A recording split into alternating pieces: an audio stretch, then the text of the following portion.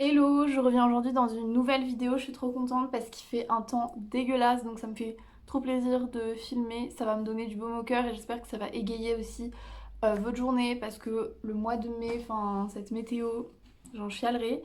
Donc aujourd'hui on va parler de trois, non pas quatre femmes comme je fais habituellement, ce sera trois et j'ai l'impression qu'il y a une suite un peu logique entre les trois, enfin du moins j'espère que vous verrez un peu ce que je veux dire et que j'arriverai à m'exprimer correctement. J'espère que ça vous fera plaisir et que vous ferez de jolies découvertes parce que c'est le but. Pour commencer cette vidéo, je vais vous parler de Émilie Nicolas qui est une Norvégienne qui a un papa français, donc c'est son vrai prénom et son vrai nom. Elle est originaire d'Oslo. Elle a une certaine reconnaissance dans son pays puisqu'elle a gagné de nombreux prix.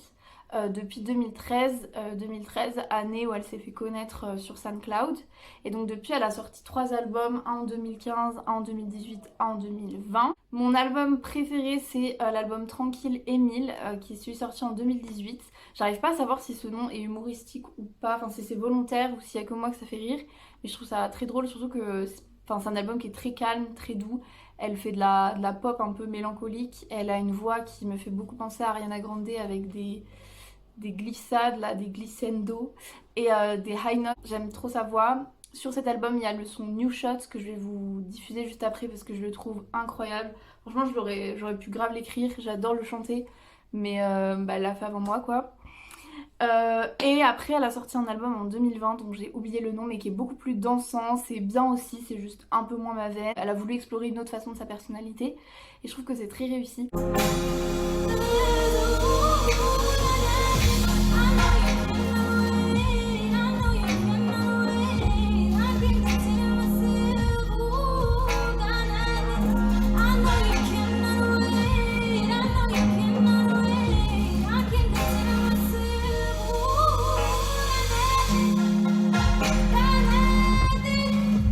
Dans la suite logique de mon parcours, nous décollons pour Anna Majidson, qui est une franco-américaine que vous connaissez peut-être car elle était la moitié du duo Haute, qui avait notamment fait un color, c'était la chanson You Can Shut Me Down, You Can Shut Me Down. Et donc elle s'est lancée là récemment, enfin elle a sorti son album. Cet album, ou plutôt ce petit EP, c'est Mixtape Télécom. J'aime énormément le visuel qui est juste trop beau. Ce sont que des featuring avec des artistes émergents comme November Ultra, qui est une autre femme dont on parlera peut-être plus tard. Elles ont fait le son qui s'appelle Echo. Anna Majidson, au fur et à mesure des chansons, elle divague entre français et anglais et entre des choses plutôt folk ou plutôt R&B. Il y a notamment un son où à la fin il y a plutôt des petites ambiances un peu jazzy avec du saxo, de la clarinette. C'est un EP qui est vraiment tout doux et j'aime trop absolument les 4 sons, donc je vous le recommande vivement et je vous recommande de la suivre sur Instagram parce elle poste aussi des covers qui sont trop bien et j'ai trop hâte qu'elles sortent d'autres choses parce que j'imagine que je vais adorer également.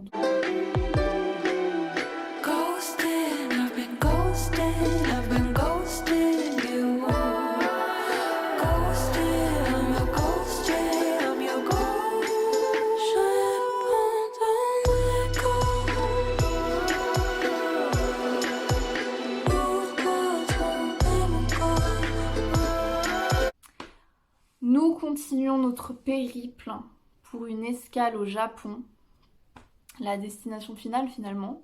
Nous allons parler de Ishiko Aoba, qui est une chanteuse, interprète, compositrice de musique un peu folk, très douce, très ambiant, japonaise. Donc elle est originaire de la région de Tokyo.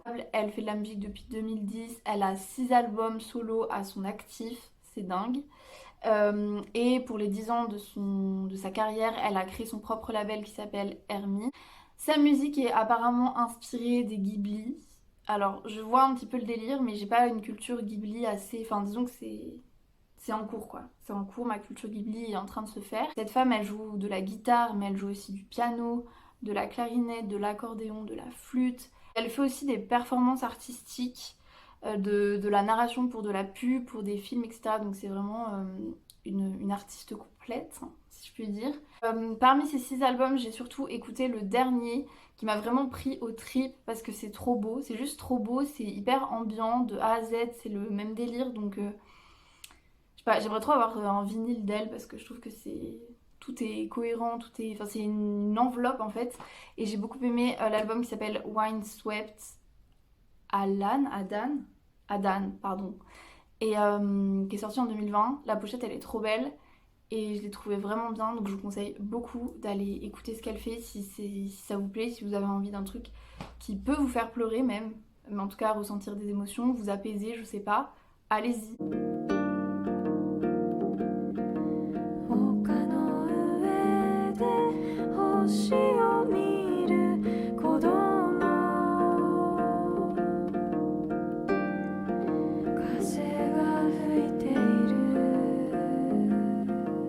Et voilà, notre voyage est terminé.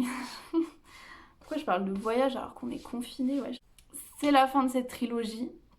J'espère qu'elle vous a plu, que ces 3 artistes vous ont plu, que vous avez un peu compris le parcours logique entre Petite Folk. En tout cas, c'est beaucoup de douceur dans ces 3 personnes et dans les 3 sons que j'ai préférés d'elles. Donc je vous conseille vraiment beaucoup d'aller écouter. Je vous embrasse et à bientôt.